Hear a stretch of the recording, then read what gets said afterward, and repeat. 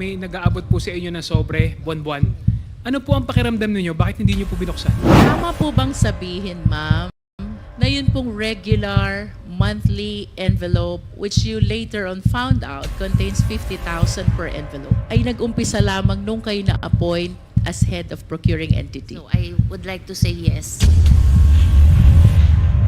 Why were you so uncomfortable with the envelope when you believe that that is just an allowance? And the Mr. reason, ma'am, is because you believe that that envelope is a bribe.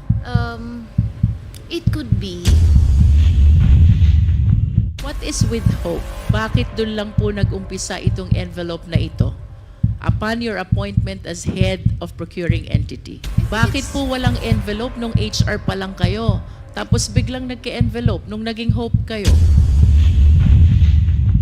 Mr. Chair, that's precisely the reason why I did not open any of it. Very uncomfortable. Self-made po kami.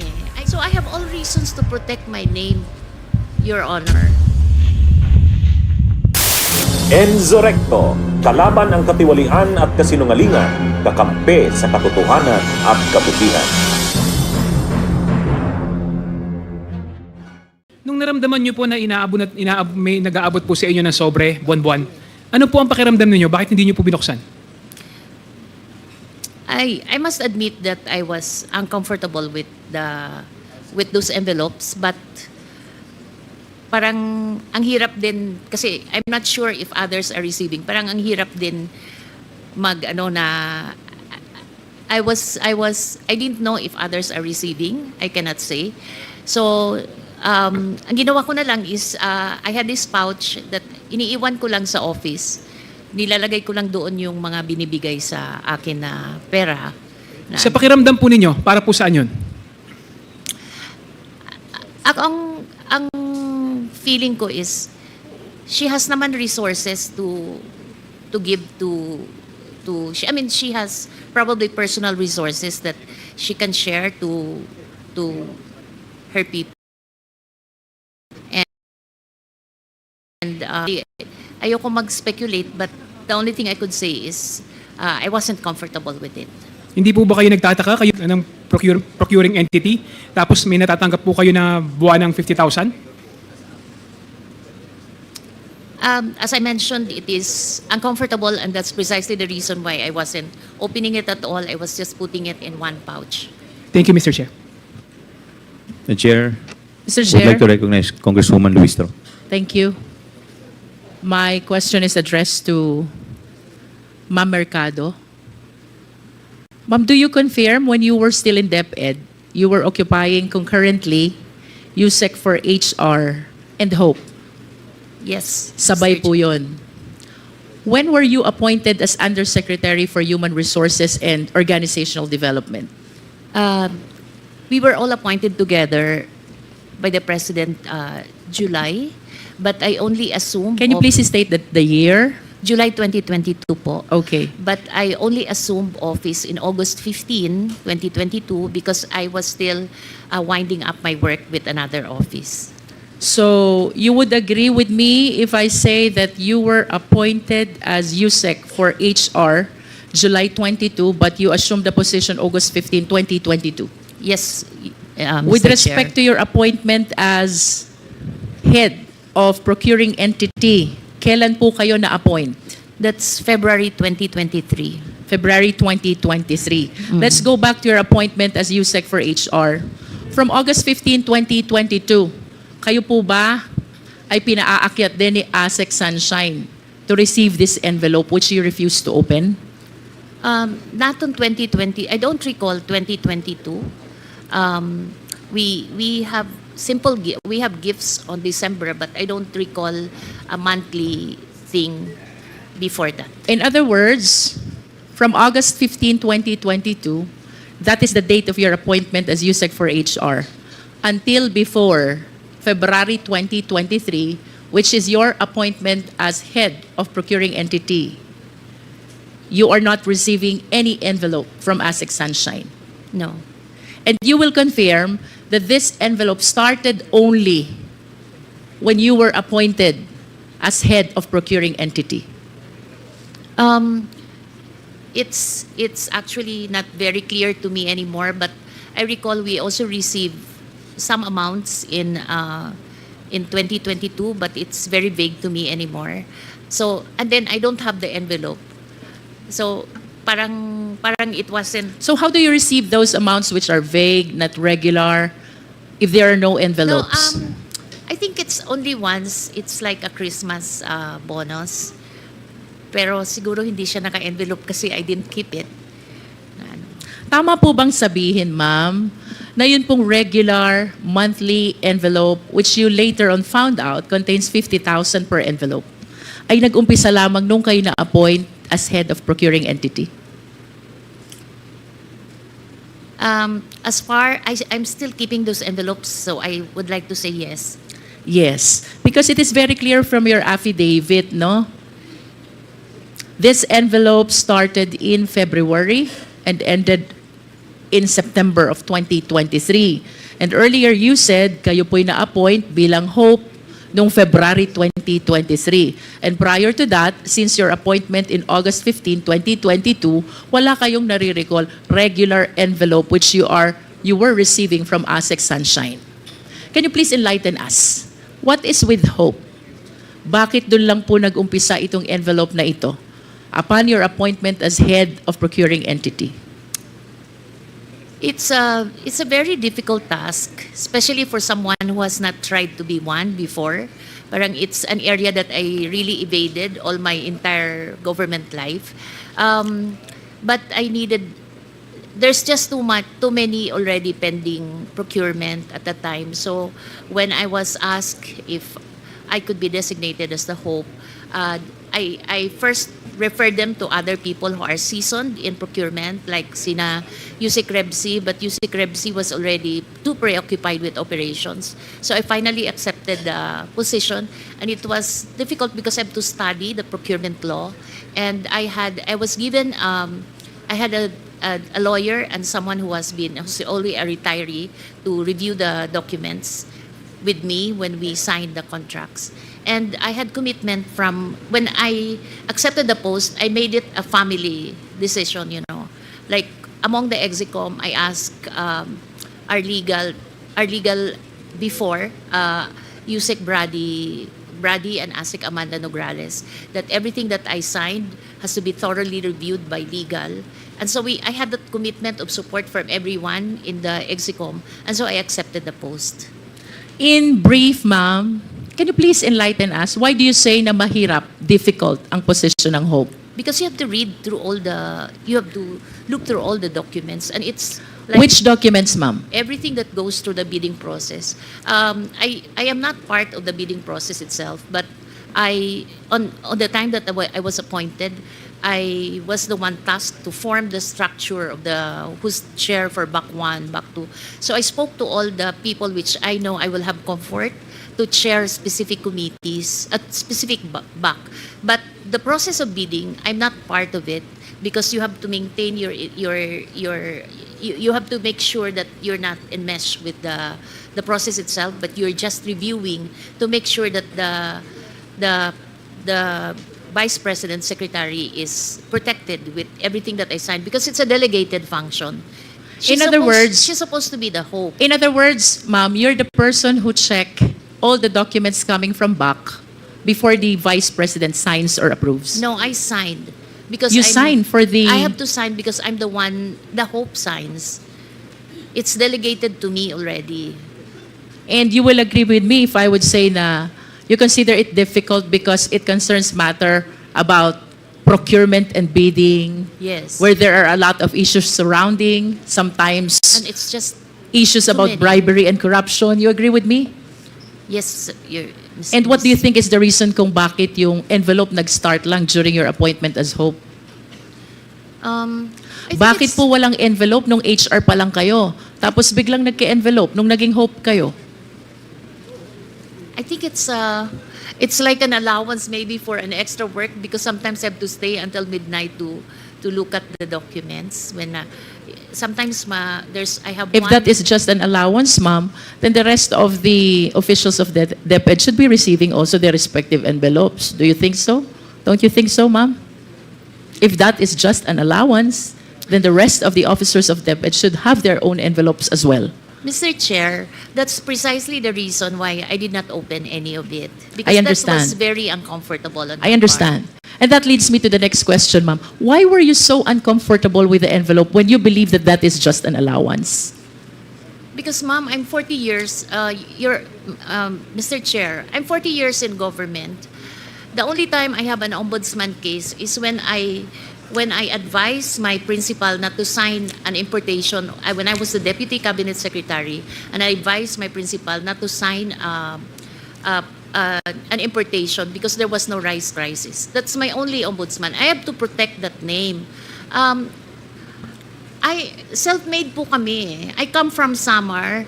I was a scholar since I was grade 1 until I took my PhD. So I have all reasons to protect my name, Your Honor. And I'm in the home stretch of my career, and then I'm being thrown into that position, which I have no control because I'm only studying it. So that's my... Ma'am, I wish to remind you of the terminologies which you mentioned already. With all due respect po sa inyo, no? Because I want to elicit this information from you. Kanina po sabi nyo, the position, the job of hope is very difficult. Do you confirm? yes, Yes. And you did not open the envelope because you feel so uncomfortable. Do you confirm? Yes. And then recently you made mention na it was only once that I had this case with the ombudsman. Do you confirm? Yes, ma'am. And you also made mention that you wish to protect yourself. Do you confirm? Yes. And the Mr. reason, Chair. ma'am, is because you believe that that envelope is a bribe. Do you agree with me? Because I'm a- otherwise, you will not appreciate the job as difficult. You will not uncomfortable opening what you believe is allowance. You will not be thinking about the ombudsman case. You will not be thinking about protecting yourself. The reason why you are considering all these concerns is because you believe that the envelope is a bribe. Do you agree? Yes or no, ma'am? It's kind of harsh word to use, bribe, because if Or should I say, it is a means to influence your decision being the hope? it could be. You said yes to that? You said it could be. Could be. I wish to manifest, Mr. Chair, that on the story, on the narration of the resource speaker about this envelope, she received and she refused to open until the same is donated from February 2023 to September 2023 is a means actually to influence the decision of our resource speaker being the one who approved all the decision of the BAC in behalf of the Deped Secretary. Tama po ba, ma'am?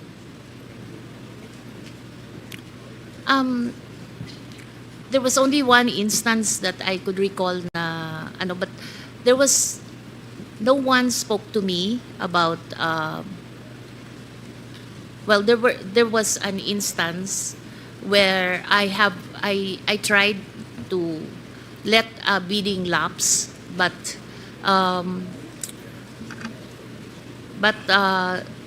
I ended up signing it because there was a protest. I'm not comfortable discussing it. But I wish to state for the record, Mr. Chair, that with the narration of our resource speaker, she earlier manifested that she believes that those envelopes are means to influence her decision as hope. Ma'am, I wish to invite your attention to paragraph 6. You mentioned in this paragraph that a certain Attorney Reynold Monsayak suggested in the presence of 3 DepEd officials na pag-usapan na lang ang 2022 budget para hindi masayang. However, you firmly asserted that the procurement must be implemented and conducted in strict adherence with the rules. Do you confirm this? Yes. Can you please enlighten us? Sino po yung ibang DepEd officials present during this incident? Actually, it was one director and 2 consultants. Can you please state the names? The director was Director Resty Osias, and the consultants was Juna Soriano and Ferdinand. Ferdinand. Forgot the family name. Where did this meeting happen, ma'am? Kanino was- pong opisina nangyari to? It was not in Deped. I was having lunch. There was a training ongoing in one hotel. I don't recall anymore whether it's Linden or Discovery Suites, but it's just in Ortigas area. And I was having lunch with these people, and we were discussing a project. And then that's when I was approached. Does that project have something to do with the 2022 continuing no, fund? it was different. It was different. Yeah. But that lunch was shared with these three other DepEd officials along with Attorney Monsayak. No, Attorney Monsayak was not part of the lunch. I think he probably came out from the training, and then that's when he joined us. He joined you, and then to whom did he direct what he said? Na pag-usapan na lang natin yung 2022 para hindi masayang. Kanino po ba niya sinasabi ito? Sa inyo o dun sa tatlong DepEd officials pa? It could be to me and the director, because Director Resty was also a member of the BAC. How about the two others? Are they members of the BAC also? No, they're not, because the consultants we were discussing a DepEd Guru program. It's an app that we were discussing. And can you enlighten us? Ano po bang naging reaksyon nung kasama nating director? Her name is Director Osias. Osias. Well, I think his reaction was that parang, ba't niya sinabi yun, we're not, may other people there. I see. Parang ganon. Because those two other consultants are not part of Yes. the BAC. Yes. And did she accede to what Attorney Monsayak said? No. He's a very strict director as far as procurement. She did is- not accede. He Did not accede. Yes. And kayo po, you asserted that the procurement must be implemented and conducted in accordance with the law. You said that. Yes po. And Attorney Monsayak heard that. Yes po. And after this incident, ma'am, what happened? I left na. I left already. You left. But you recall that after some time, kayo po ay kinausap na ni Ms. Sulaika, ni Attorney Lopez, the Chief of Staff of Vice President Sara. Please enlighten us. What happened during that conversation? Parang a day, mga afternoon, I got a text. When I got the text, it was a familiar text because these were the same texts that is sent to those who are asked to leave as well. So when I saw it, I prepared what I should tell them and tell her. And I prepared that I'm not resigning, but I'm retiring because I'm already at age level where I could retire properly. And so when I went there, I knew what the issue would be, because the kind of text that I received was the same text that was received by Chris Arnoco, ASEC Chris Arnoco, and the others. Who is Chris Arnolfo, ma'am? He's an ASEC also that was asked to resign. He was asked to resign for what reason, if you're aware? No, I'm not aware. You are not aware. I just get to know being an HR, and then I was their nanay-nanayan in Deped. So I get to be their sounding board and their apprehensions, because they're young people, their career. So yun yung situation. And so when I arrived at the OBP's office in Mandaluyong, sinabi na there's this issue of a teacher that is in my office and some other issues. So kinat ko na lang si USEC Sulaika, sabi ko, in my 40 years in government, I knew that I work on trust.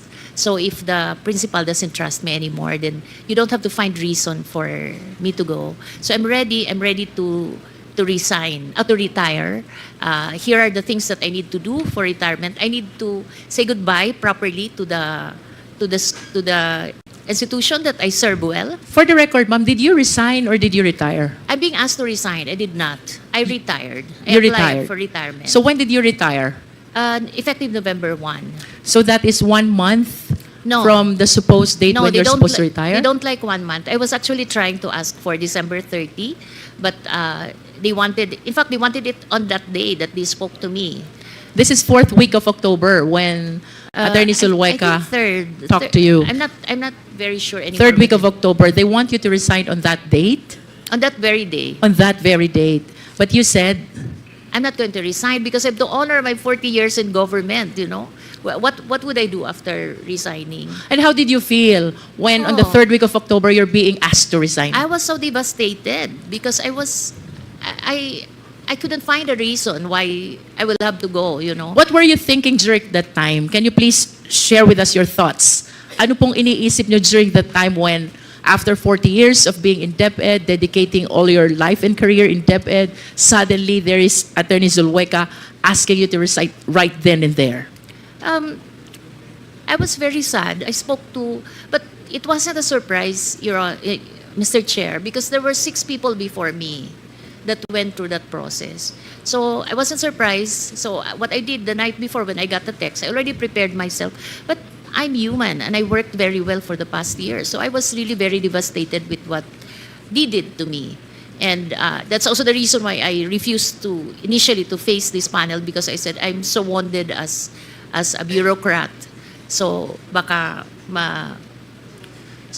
So I just didn't. Siguro what was hurting is that when I left, they were trying to. Marami kasing press that was running after me and asking why I left. So my children and I flew to Guam for 3 days just to evade the press, which nandun na rin sila sa gate namin sa village. And I think what was hurting is that they were trying to justify my departure by saying that I was favoring certain suppliers, which I told You don't believe that? I told my kids. You reject that? I told my kids I left Deped with my pride intact and with integrity because I have not favored any. I don't even speak to suppliers. If there are petitions or things that has to be settled at Hope level, I go at the middle of Deped where it's seen by everyone, and that's where I speak to the suppliers. Last question, ma'am. Sasang-ayon po ba kayo if I would say na yung pagtanggi nyo kay Attorney Reynald Monsayak na pag-usapan na lang yung 2022 continuing fund ang dahilan kung bakit kayo pinagre-resign ni Attorney Zulueta? That's very speculative, ma'am. From your point of view, ma'am, it can be right, it can be wrong, but from your point of view, It could be. it could be the reason. Dahil tumanggi kayo na pag-usapan ng 2022 continuing fund, posible na ito ang dahilan kung bakit kayo pinag-resign ni Attorney Zulueta. Thank you, ma'am. I submit, Mr. Chair. May hulanong salita na ang ibig sabihin dito ay ang pagkakaisa. Bunyog Party List. Halika na, bunyog party list ka na. Halika na, bunyog party list ka na.